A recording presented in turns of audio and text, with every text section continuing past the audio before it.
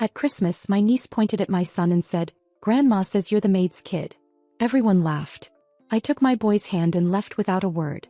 That night, Dad texted, "Make sure you send the utility payment tomorrow." I replied, "You will get what you deserve." They did not realize what awaited them the next day. When my niece pointed at my son and said that garbage about him being the maid's kid, everyone laughed. Every single one of them. My mother actually chuckled and looked at my sister like it was some kind of private joke between them. My dad didn't even look up from his plate.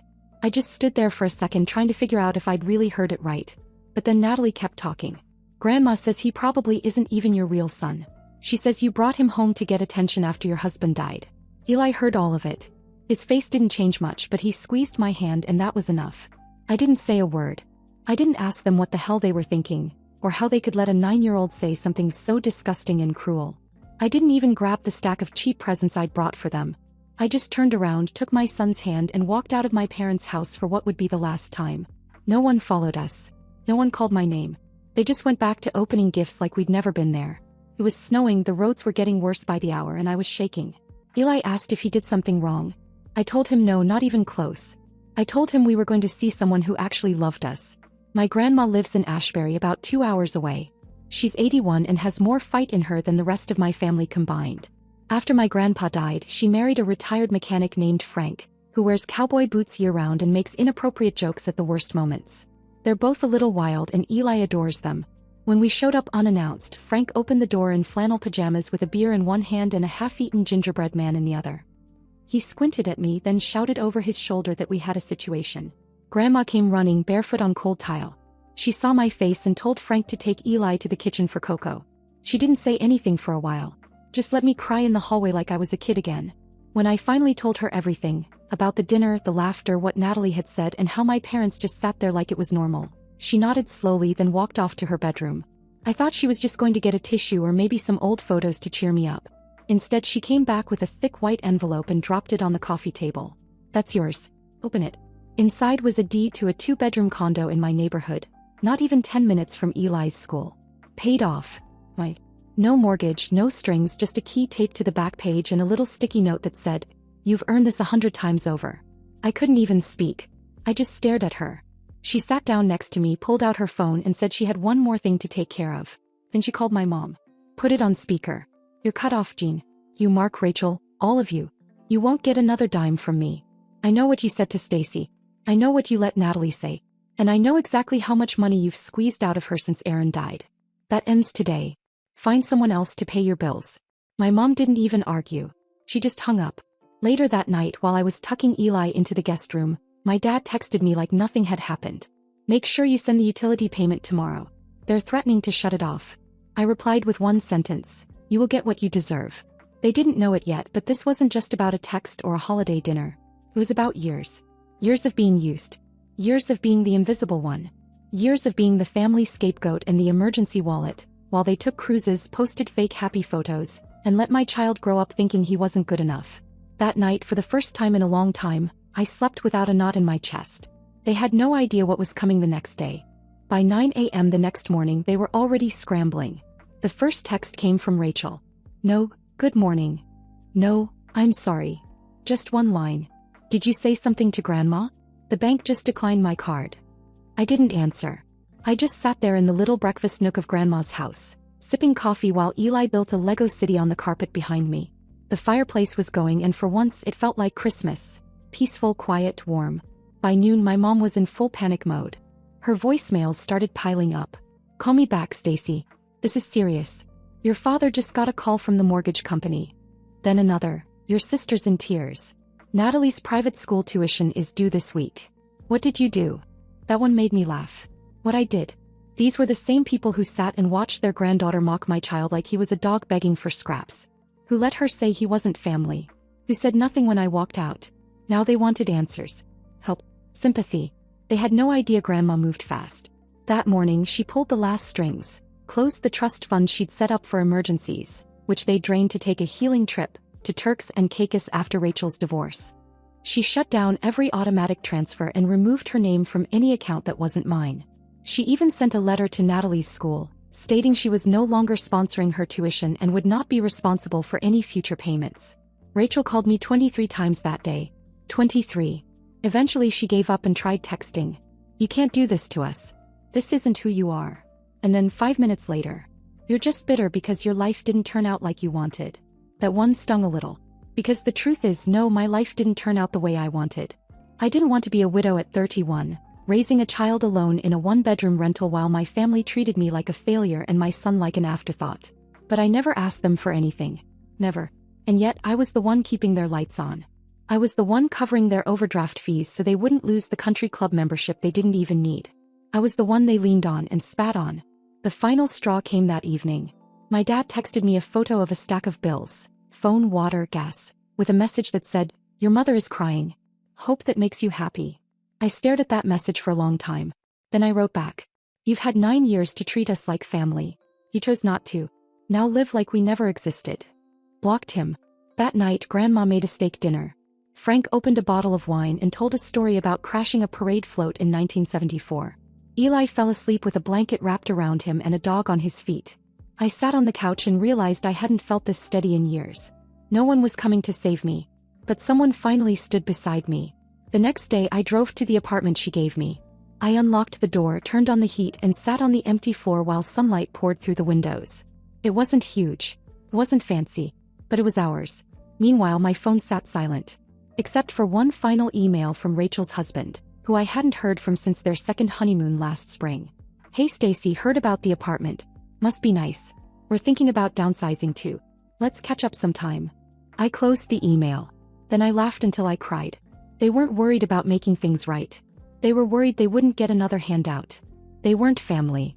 They were debt collectors with shared DNA. But this time the bank was closed. By New Year's Eve their calls had stopped.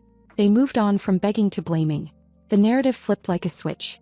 Suddenly I wasn't the wounded daughter or the single mom doing her best. I was the traitor. The snake. The one who turned Grandma against the family. They told everyone.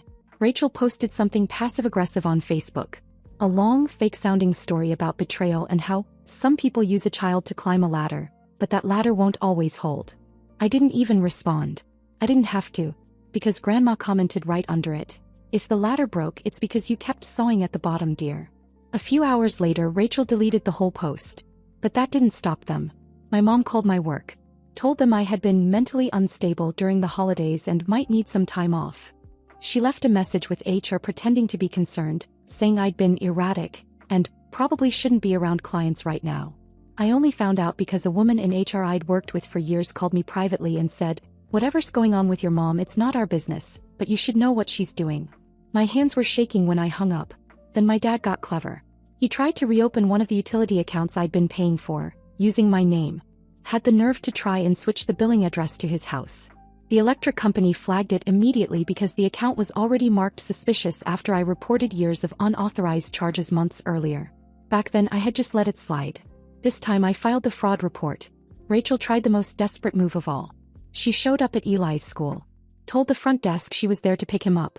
Said I'd asked her to. Only reason she didn't get away with it was because one of the office staff recognized her from a birthday party years ago and got suspicious. They called me right away and by the time I got there she was already gone. I filed a report with the school district. Then I had the school update my contact list. Only 2 names allowed now, me and Grandma. I didn't tell Eli. I didn't want him scared. I just told him things were a little crazy but he was safe. He looked up at me and said, "Are they mad because you told the truth?" That stuck with me. Yeah, that's exactly what it was. I told the truth. For once. I stopped covering for them. I stopped pretending. And they hated me for it. Grandma wasn't shocked. She just kept shaking her head and saying, "I should have done this years ago.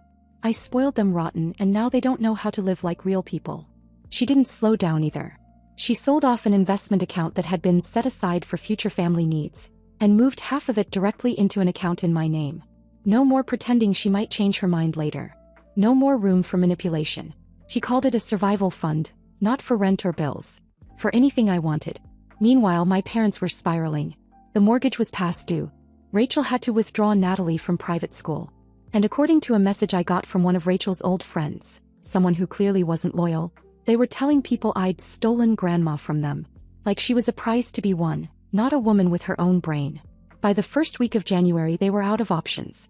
That's when the threats started. One night I came home from the grocery store and found a typed letter shoved under my apartment door. No return address. It said, "You think this is over? Blood is blood. You're making enemies in your own blood." I showed it to Grandma. She poured herself a glass of wine and said, "Good. Let them hate you from a distance." Then she looked at me and said, "You ready for what comes next?" I said yes, because by then I was done being afraid of them. I thought it was over after the school stunt.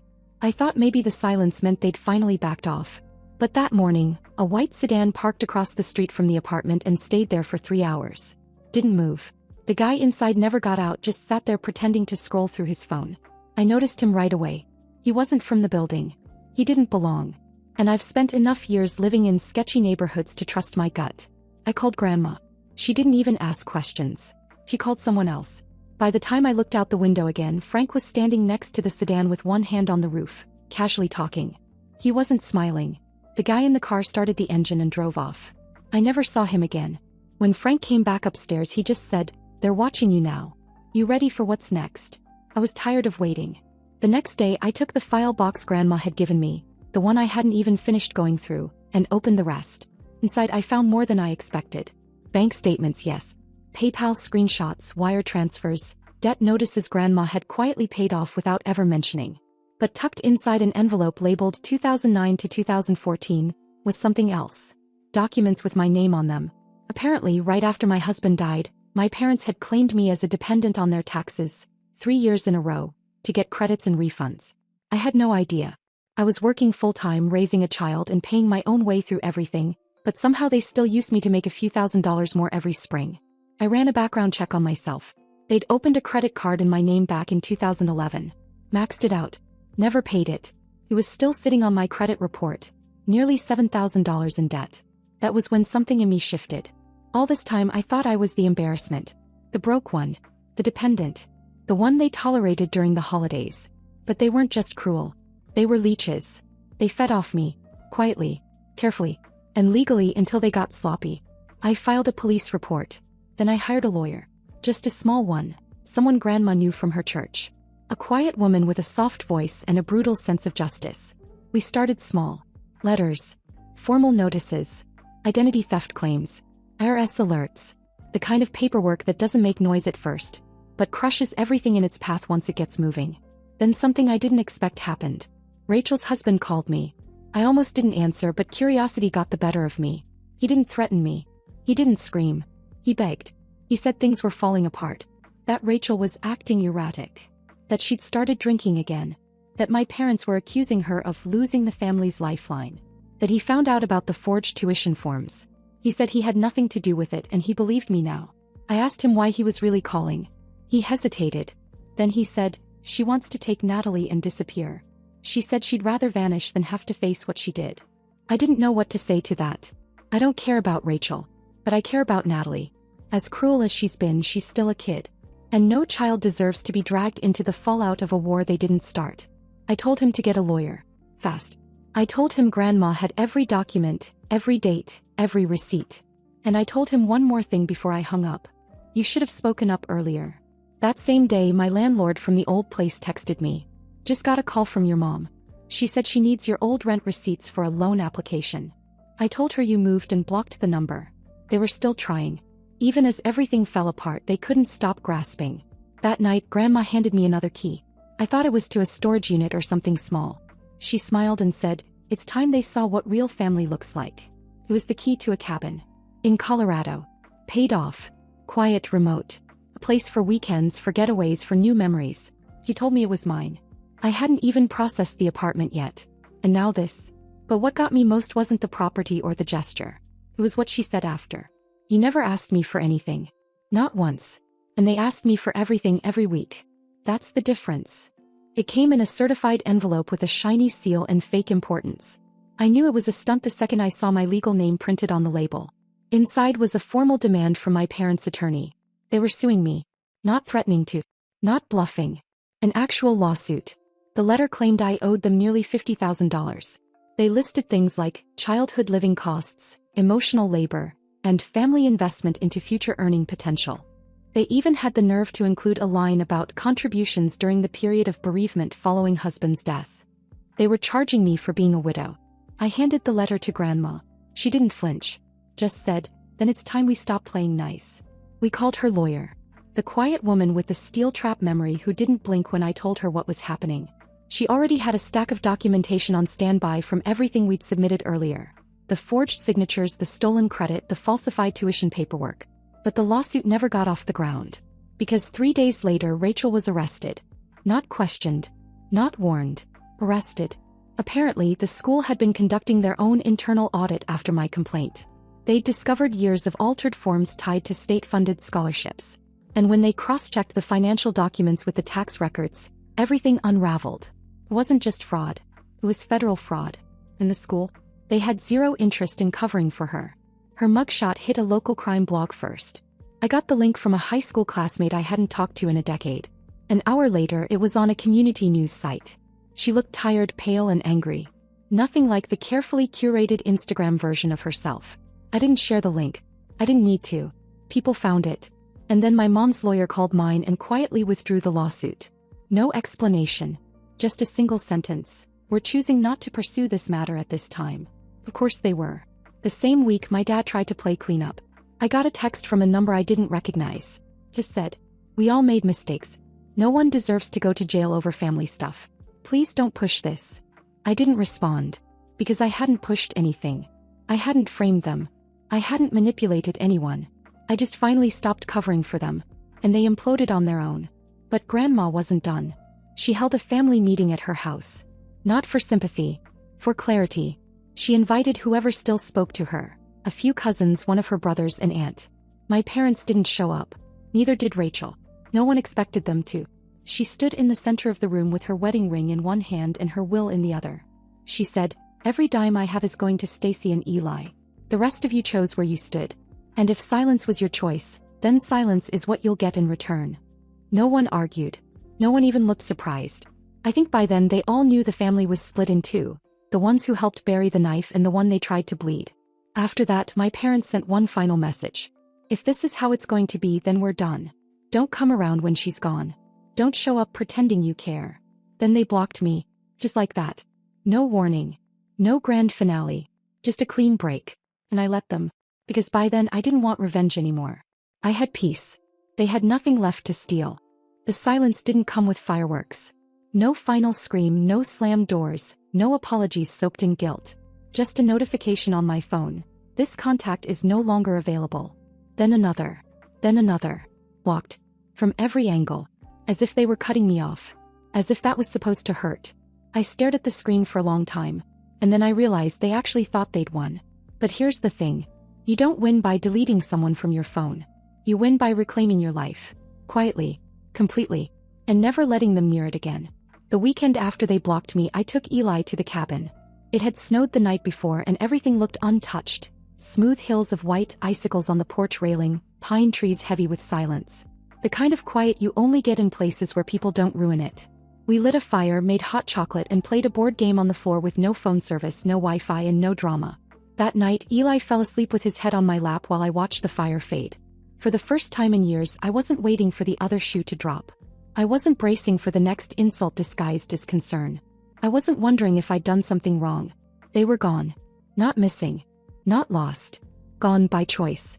Or so they wanted to believe. But they didn't realize that I let go first. Long before the messages stopped. Long before the calls. Even before that Christmas disaster. I was already halfway out. They just gave me the last push. And Grandma? She was thriving. She got new glasses, joined a book club, and started going to town meetings just to argue about speed limits and zoning laws. She bought Eli a telescope and told him the stars belonged to him now. Frank built him a tree swing behind the cabin. And me? I stopped apologizing for surviving. I painted the walls of the new apartment pale yellow. I put real curtains up instead of sheets tacked to window frames. I cooked dinner more. Slept more. Smiled more. I wasn't healing. I was living. Something they told me I wasn't strong enough to do on my own. They were wrong about that. Just like they were wrong about everything else. Sometimes people ask about them. Old neighbors, distant cousins, someone at work who followed the story when it got ugly. What happened with your family? I just say, they left. It's simpler than explaining the years of manipulation, the fake smiles at holidays, the betrayal disguised as tradition. It's easier than listing the lies, the threats, the damage. They left. And I stayed. And that's the difference. But there's one more thing. 2 weeks ago I got a letter. Handwritten. No return address. Just my name in familiar cursive. Inside were two things. A photo. One of me and Eli from a few years back taken at a family picnic before things got really bad. We're smiling. It looks staged. And a single sentence written on the back of a grocery receipt. You always thought you were stronger than you are. I stared at that sentence for a long time. Then I tore it up and flushed it down the toilet. Because I am stronger than they thought. Stronger than they ever were. Stronger than what they made me survive. I didn't fall apart. I didn't beg. I didn't disappear. I raised a child in a storm and taught him how to stand even when no one claps for him. I rebuilt from the ground up. I earned every inch of peace I have now, and I protected it with the kind of fire they'll never understand. They can block me, erase me, pretend I never existed.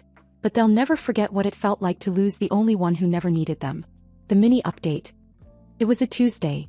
Nothing special about it. Just another ordinary morning. Cereal on the counter. Eli rushing to find his left shoe. Grandma calling to say Frank was trying to fix something that didn't need fixing. Then my phone buzzed. It was an email from a scholarship foundation I'd forgotten I applied to months ago. One that helps fund continuing education for military widows. I opened it expecting another polite rejection. Instead, the first word was, "Congratulations." I read the email 3 times before it sank in. They were offering to cover full tuition for a 2-year program. Any program I wanted. I just stood there in the kitchen holding my phone like it might disappear. I hadn't told anyone I'd applied. Not Grandma. Not Eli. I did it one night after putting him to bed thinking why not try. Then I forgot about it completely. Now here it was. A door I hadn't even dared to knock on was swinging open. When I told Grandma, she didn't cry or gasp or give a big speech. She just said, "About damn time," and poured us both coffee. Eli hugged me and said, "You're gonna be the smartest person in the whole building. And maybe I won't be, but I'll be there. I'll be sitting in a classroom learning something new, building something just for me, with no one to steal it, no one to claim it, no one to mock it. Just me, starting over again. But this time by choice. And that's the best part.